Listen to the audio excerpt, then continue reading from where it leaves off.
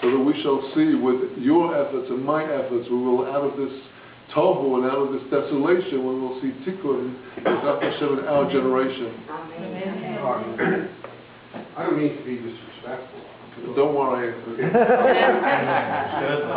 think you were getting to this at the end of the last statement. But isn't this kind of attitude of that the Jews are so divided and can't agree and that parties are splintered, isn't this really the same thing we were just commenting about the media, where the media is just emphasizing the bad news and it's kind of a self-fulfilling prophecy? I mean, the Jews are not so bad after all. I mean, in the United States, we just had an election. I think only the president only won by maybe 5%. And we don't carry on how America is divided tremendously. I'll give you an example. So I don't think the situation is as bad as everybody likes to make out. I'll give you an example. Some things to focus on. Some months ago, every few days, Haaretz newspaper publishes some new survey of Israeli public opinion. So a few months ago, they publicized the results of some research that was done through, phone calls to sample thousands of phone calls, and they came to the conclusion that a far higher proportion of the population that had previously thought to be sympathetic to Torah existed. Something like, I don't know, it was a very high percentage, something like 75 or 80% of the population. Wow. And then a few weeks later, the same newspaper reports that the same center suddenly publicized that they had made errors in their research, and actually the figures were lower. Well, that is a complete scam.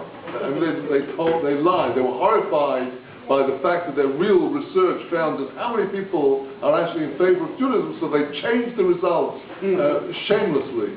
That says something about the newspaper. It does, exactly. It doesn't say anything about the Jewish. Exactly. Well, add to that the fact that the Israeli television and radio and mainstream newspapers are day and night demonizing anybody who's a real Jew. They demonize the Haredim, they demonize the Mitnahalim, they demonize anybody except somebody who is like a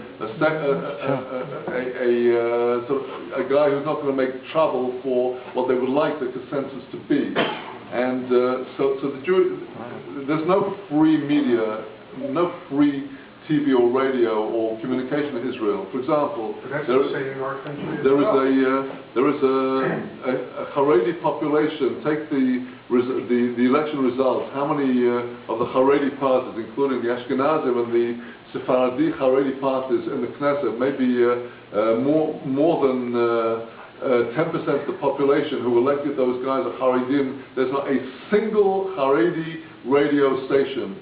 There was a tofa'ah, there was a phenomenon some years ago of the pirate radio stations. There were dozens of stations that were all day broadcasting shiurim, rabbanim answering questions on the phone, and kosher music. And then along comes this Bolshevik government, and they go from place to place confiscating the transmitters and claiming that this is interfering with traffic in Ben Gurion Airport. They could create chas v'shalom a disaster if the radio communication of the plane were interrupted by this. There's a complete lie, a complete a shameless. The radio is full of Arab stations. That's right. Across the entire. I mean, it's full of Arab stations. Wow. Do you know how many people's lives have been affected adversely? My wife now is constantly complaining. She's hanging up the washing, she's washing the dishes. She's got nothing to listen to on the radio. What's she supposed to do? She's supposed to hook up the internet and go to some site to listen to something, because it's a Bolshevik government that has no free media. And you're absolutely right. It is much more the media representation of the country than the actual reality of the real population. The rabbi's lucky if it's the only thing the wife should play.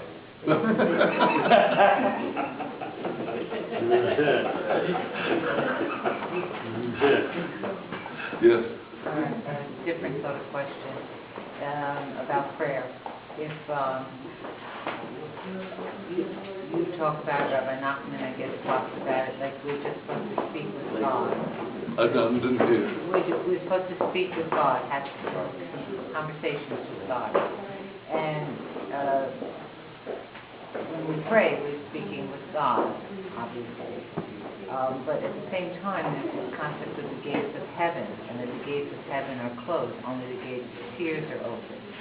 So how does God hear our yearnings, our talkings, our prayers, unless it's with the tears? So that's the confusion to me, this concept of the gates being closed.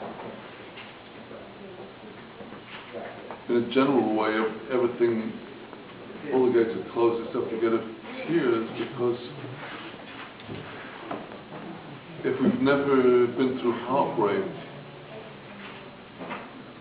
to God, then that gate is still closed.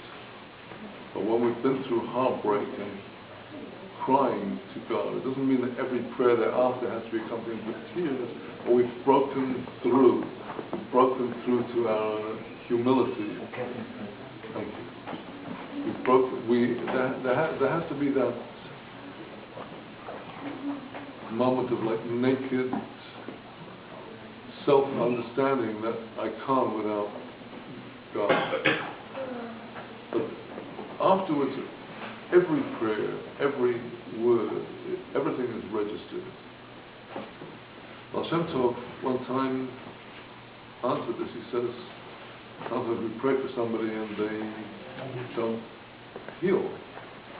How could that be? He said every prayer is immediately accepted. The moment we say the prayer, it's like you put something in on your keyboard. Once it's there, it's in the memory of the computer. It's there. And that's why I spoke this morning about the cell phone, because one of the beautiful things the cell phone has done for us is to accept that you can say something here and it's registered someplace else without any wires in between. We can't see the wires, we just believe that there's some waves, radio waves, that actually connect us.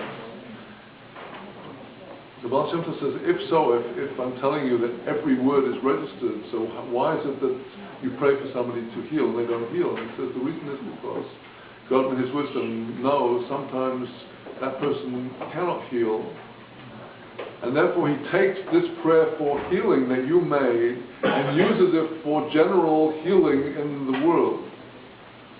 And what that means is that not a single word is ever lost. And what can be granted, we always pray to God, Yehi Ratzon. We ask, may it be your will to do what I request. As a Jew, when we pray, we don't say, and if you don't do it, I'm not going to believe in you. We say that if you don't do it, you know that it's better that you shouldn't do it. And so we never press God and demand. And so when we offer all of our prayers in that spirit of Nitvat Lev, the donation of the heart, that this is my contribution, the prayer registers. I mean, Kabbalah explains to us in dozens and dozens of concepts why it is that when we let out the letters and words here, those vibrations on the air are just they're recorded, they're in God's universe. Yes? Somebody who's interested in learning living out as a beginner, could you just quickly go over the various writings and the content in each one of these files? The original Hebrew. Well, I would also like to first of all start with a promotion for one of the books that's been on display at the back, The Essential Rabbi Nachman, which I prepared with the intention of providing the first entry to Rabbi Nachman's teachings to give a comprehensive spectrum. As I understand it, your specific question is, which are the main Sfarim? The Torah itself and the content. So, first and foremost is Likutei Moharan. Likutei Moharan consists of all of Rav Nachman's major Torah drashot, his mamarim, that he made between 1802, when Rav Nachman first came to him, and the Rebbe's Histalkus in 1810. 8 years. There's a total of 400 about separate pieces, of which divided into 2 volumes, which are printed in one actual two parts in one volume. So all of the major substantive teachings of Rav Nachman are contained in there. Second to that is a work called Sipurei Masiot. Sipurei Masiot is all of Rav Nachman's 13 major stories that go beyond Midrash, not the parables, the stories. They're fairly lengthy stories